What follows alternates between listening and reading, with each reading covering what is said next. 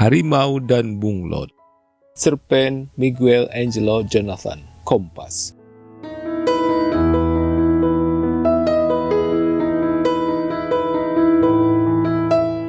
Kini aku telah menjelma menjadi bunglon, berubah warna meski tetap tak mampu mengubah perawakanku. Pada masa lalu aku dikenal sebagai Choa Chun Beng, dan setelah mengubah warna, aku menjadi Chohara Cahyadi.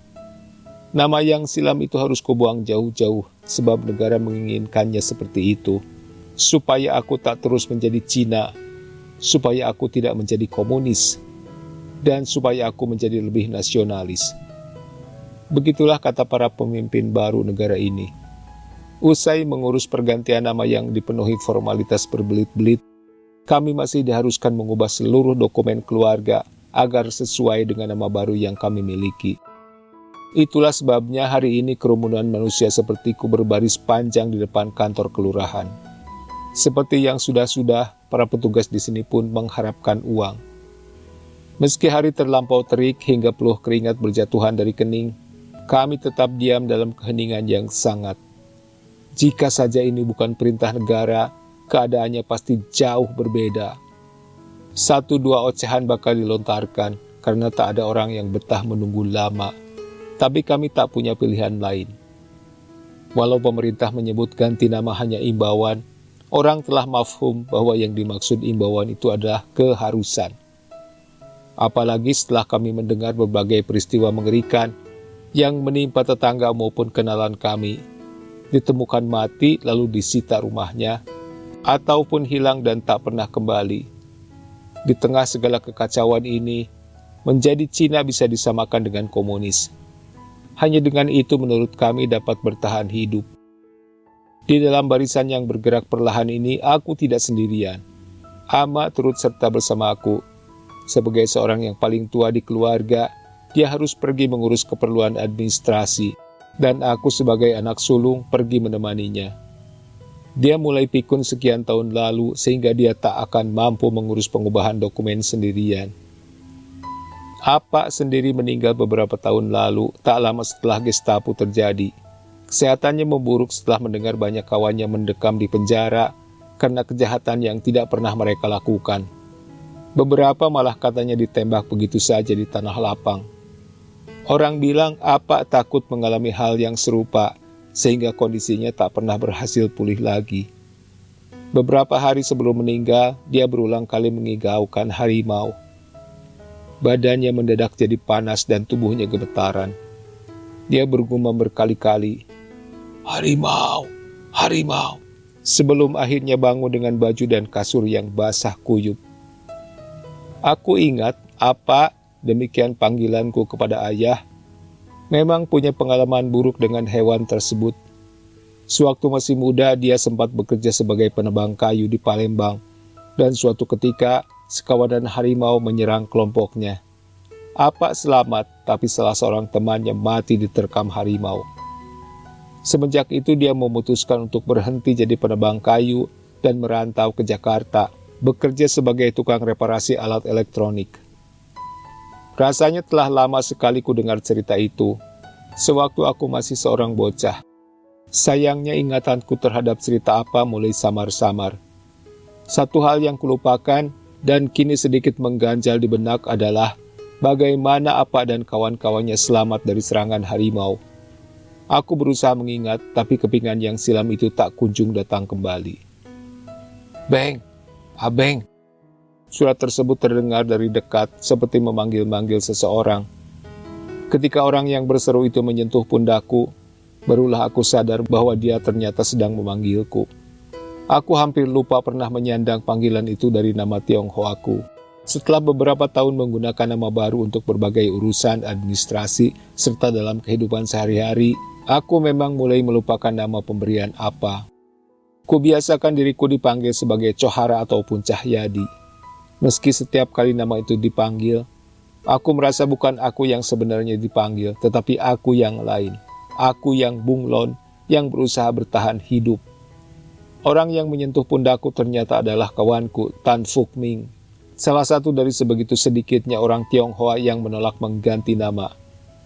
Pakaiannya rapi sekali, mengenakan kemeja putih dan topi Borsalino di kepala. Dia membawa pula sebuah koper. Dia memeluk dan menyapa Ama sebentar, kemudian kembali menghadap ke arahku. Wajahnya terlihat cerah. "Aming, ngi oi hilabui. Ngai oi Chon Beng," balasnya dengan sedikit tertawa. "Chon hilabui." Dua orang polisi kebetulan lewat di samping kami. Mereka menatap kami dengan sinis. Aku berdeham dan mulai berbicara menggunakan bahasa Indonesia. Bahasa Mandarin memang telah dilarang untuk digunakan, sehingga kami juga mesti menghindari bicara menggunakan bahasa Kei.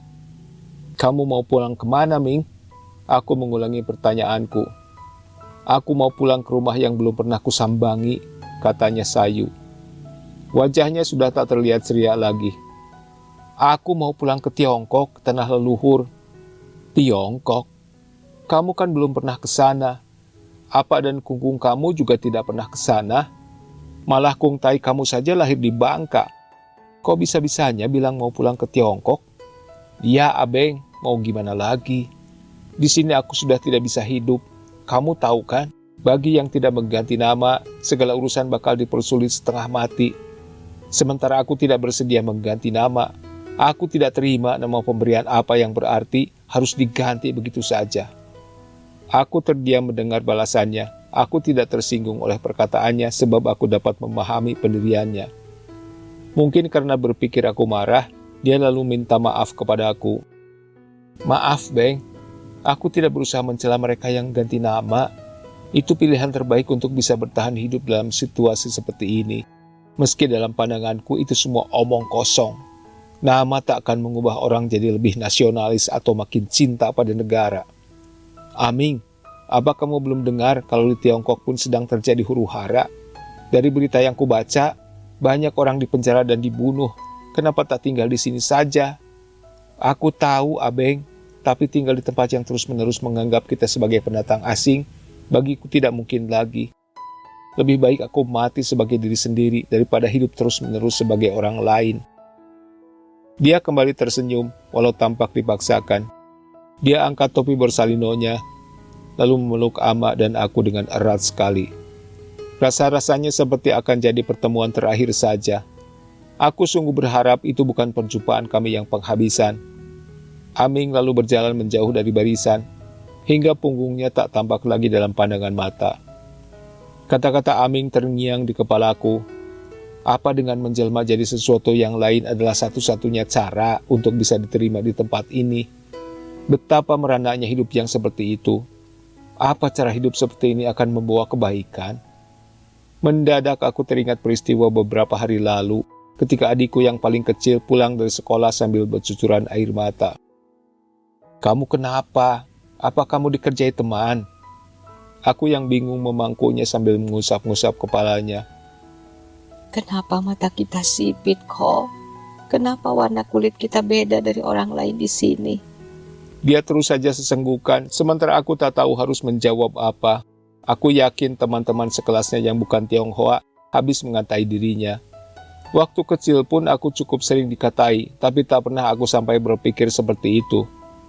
Sebelum aku mampu menjawab, dia kembali memberondongku dengan pertanyaan lain. "Kenapa kita terlahir sebagai Cina kok? Kenapa kita nggak lahir seperti mereka-mereka itu? Aku mau jadi seperti teman-temanku. Aku nggak mau jadi Cina." Dia berontak dari pangkuanku dan masuk ke dalam rumah, meninggalkanku termenung seorang diri. Kenapa kami terlahir sebagai Tionghoa? Apakah ketika lahir kita bisa memilih untuk terlahir sebagai etnis apa? Pada kenyataannya kita terlempar begitu saja ke dalam dunia, terpaksa menerima apapun wujud kita. "Lihat, Beng, ada anak Fan Kui." Ucapan Ama menyadarkanku dari lamunan. Kulihat beberapa anak berkulit sawo matang berlarian di dekat barisan, dan Ama tampak tak senang dengan mereka. "Hus, Ama, gak boleh begitu." Ama memang tak suka kepada orang non-Tionghoa. Semenjak aku kecil, dia terang-terangan mengungkapkan ketidaksukaannya. Berbeda sekali dengan apa yang mengajarkan anak-anaknya untuk tak pernah mempermasalahkan etnis seseorang. Sebagian dari kami memang menyerap pesan-pesan apa, sementara yang lain menjadi seperti Ama. Aku tak mampu menyalahkan Ama. Mungkin sewaktu kecil orang tuanya telah menanamkan kebencian itu sedemikian rupa hingga pikiran tersebut mengakar dengan kuat. Apa mungkin beruntung dibesarkan orang tua yang tidak membenci perbedaan? "Berikutnya!" terdengar seruan dari dalam ruangan. Aku baru sadar kini Ama yang berada di barisan terdepan. Kurangkul Ama perlahan dan menggiringnya masuk.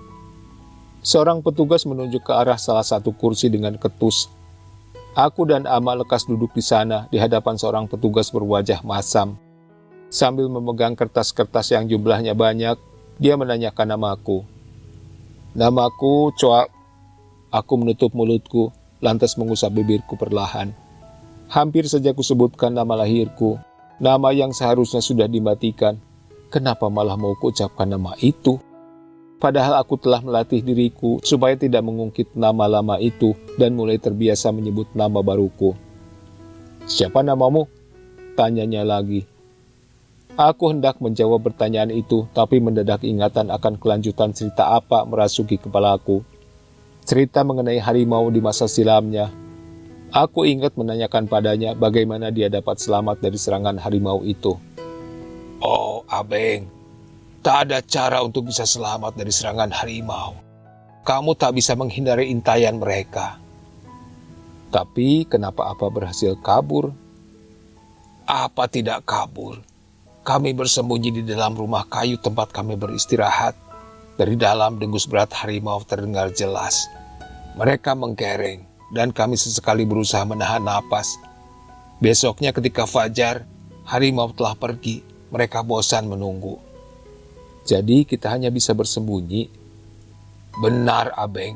Dan ketika kamu berhadapan dengan harimau, sebaiknya kamu bersembunyi dengan baik. Sebab kamu tak akan mampu melawan harimau." Petugas di hadapanku menepuk-nepuk meja. Dia menatapku dengan kesal. "Saya ulangi lagi ya, siapa namamu? Sebutkan dengan lengkap dan jangan melamun lagi." "Namaku Beng, nama panjangku Choa Chun Beng." Aku berharap mampu menjawab seperti itu, tapi suara itu tertahan di tenggorokan, hanya terucap di dalam pikiranku. Sungguh, ternyata menjadi orang lain menyiksa batinku, dan itu baru terasa sekarang, setelah berada lama di dalam barisan terkutuk itu. Sambil menatap meja, pada akhirnya kuucapkan nama baruku. Nama yang dituntut negara sebagai pembuktian menjadi seorang nasionalis sejati. Nama saya Chohara, lengkapnya Chohara Cahyadi. Tapi kuterka dia pasti tidak memedulikan nama itu, sebab itu cuma nama seekor bunglon.